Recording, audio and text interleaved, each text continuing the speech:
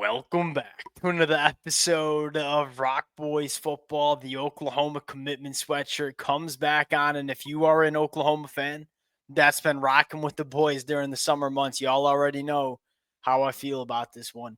Four-star edge rusher Jake Kreul committing to Oklahoma, purely one of the best pass rushers that you see in the 2026 cycle, and I think just as importantly, one of the more, in my opinion, day one ready football players that you see in 2026. Not only do I freaking love Jake Kreul in the amount of ways he can win coming off the edge, and we'll talk about that.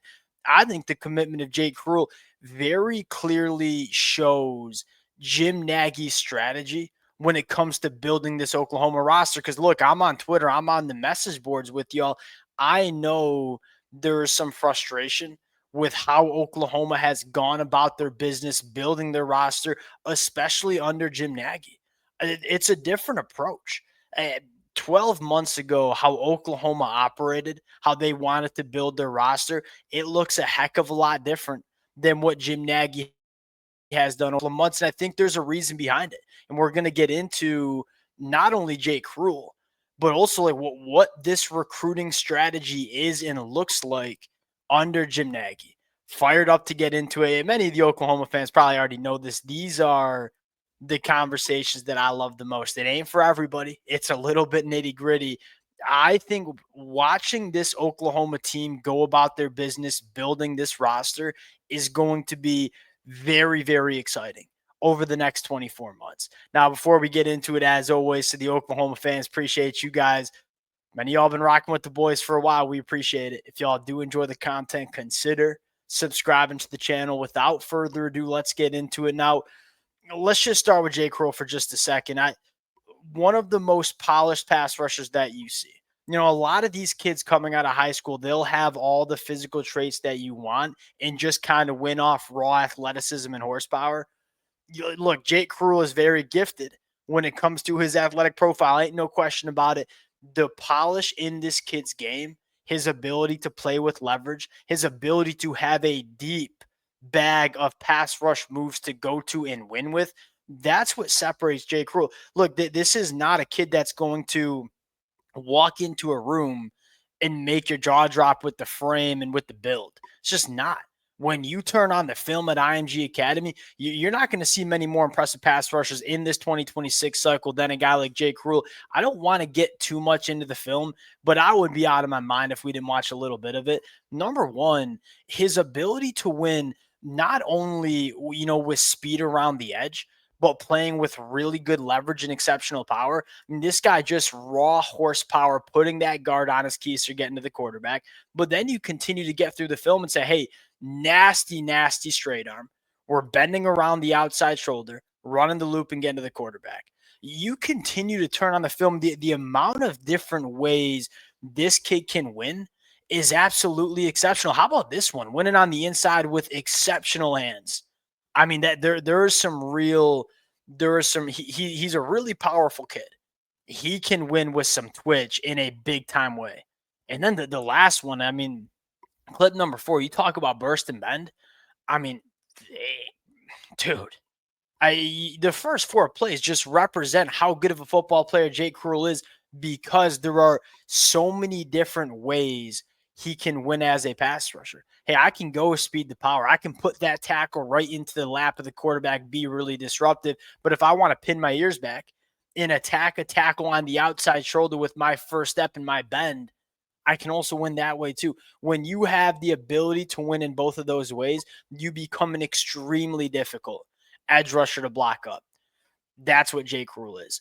Monster fan of this kid. And more importantly, there's not going to be at least in my opinion, a really big learning curve. I mean, go back to a guy like PJ Adebari a couple classes ago. We knew it would take a long time, and we weren't even sure if it was going to hit. He was a guy that had all the traits in the world, but wasn't really the most polished football player. I look Jake Kreul and say, this kid is going to translate to the SEC, in my opinion, very quickly and very well, which gets us to the recruiting strategy that is taking place at Oklahoma. Look, it looks different.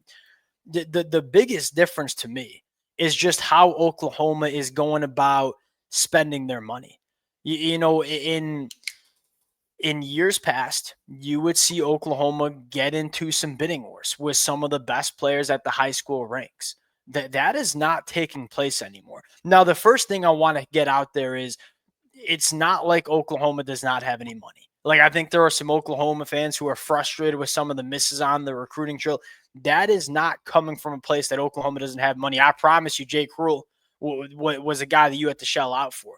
Bo Bentley the same way. Jay Denott in the spring portal window the same way. Like, some of the players that Oklahoma has brought in, they are not coming for cheap, but Oklahoma is not very interested in getting into a seven-figure bidding war for a 17-year-old kid who hasn't played his senior year of high school football.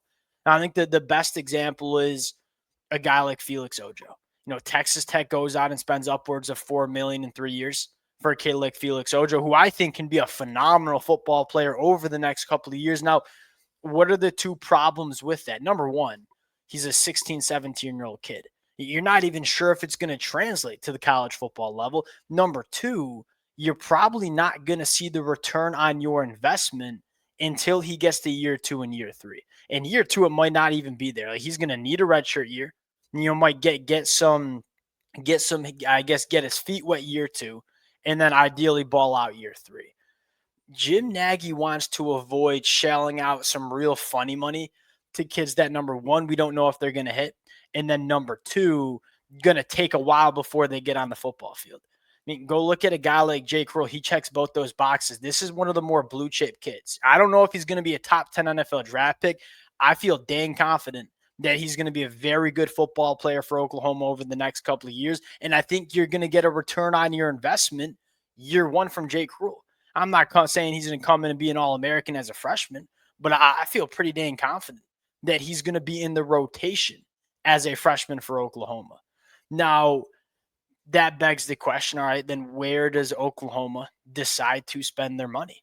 This is kind of my take on it, is I think they are going to get very aggressive in the transfer portal. Look, if we are going to pay 7 figures for a football player to come play for us, we want, number one, proof of concept. Number two, we want to get a return on investment early, right? So proof of concept, hey, when you go to the transfer portal and you're trying to pick what players you want, you know what it looks like for them at the college football level. So you have that proof of concept. And then number two, you're not going to have to wait a year or two for development to take place. You're going to get immediate results for the player that you decide to bring in. That is why Oklahoma, it's not like they're not going to recruit the high school ranks, but they'll go find some guys that they believe are diamonds in the rough, bring them into this program for very cheap, kind of put them in that developmental program, ideally hit on a few of them year 3, year 4. But I think, hey, we're not going to go out there and spend 7 figures for a kid that's 17 years old and we haven't even seen play a senior year of high school. Now, the conversation is like, is it good or bad? And I'll be the first one to raise my hand and say, Jim Nagy's a heck of a lot smarter than I am. My take on Oklahoma's strategy is I do appreciate the idea that let's just be real about it. NIL, rev share, it's real. And we want to be as efficient and as smart as possible with how we use our capital. I appreciate that. And when you go to the transfer portal, you're going to have a better hit rate because you know what it looks like for them at the college football level, and you're not going to have to wait. Now, in my opinion, the downside of this approach is really 2 things. Number one, you're kind of at the mercy of what the transfer portal gives you. Like, hey, if we need to go get a tackle in the portal, what happens if there's not that many good tackles in the portal? That can kind of bite you in the butt with this. And then number two, how many high-level difference makers will they be in the portal every single year? Now, I think you found a few guys, like Kendall Daniels, I think is going to be a difference maker. I think John Mateer is going to be a difference maker. I think Deion Burks was last year. I think Jaden Ott will be a difference maker.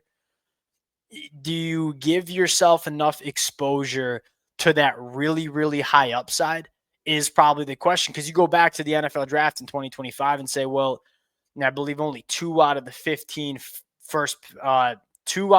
15 picks were guys that were transfer portal dudes.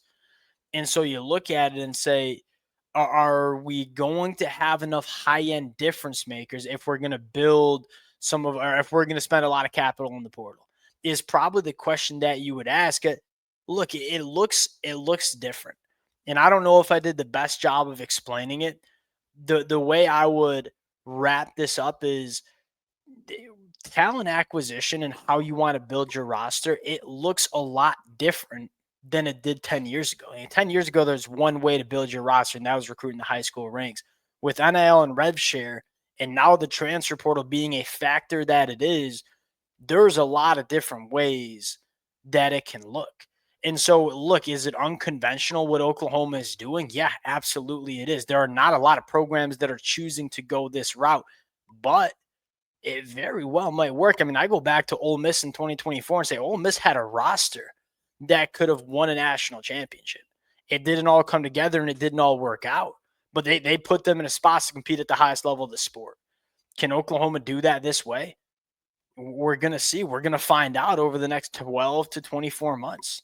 I think it's a fascinating program to monitor. Monster commitment with Jake Kreul. Hey, I know there's a lot of other storylines out there around Oklahoma football. I think they're a bunch of nothing burgers. This is not. This kid's the real deal, and I think he plays early, and I think he makes real big difference for Oklahoma. We'll pause it there. Appreciate you guys rocking with it. If y'all do enjoy the content, consider subscribing to the channel, and we'll talk to y'all later. Peace.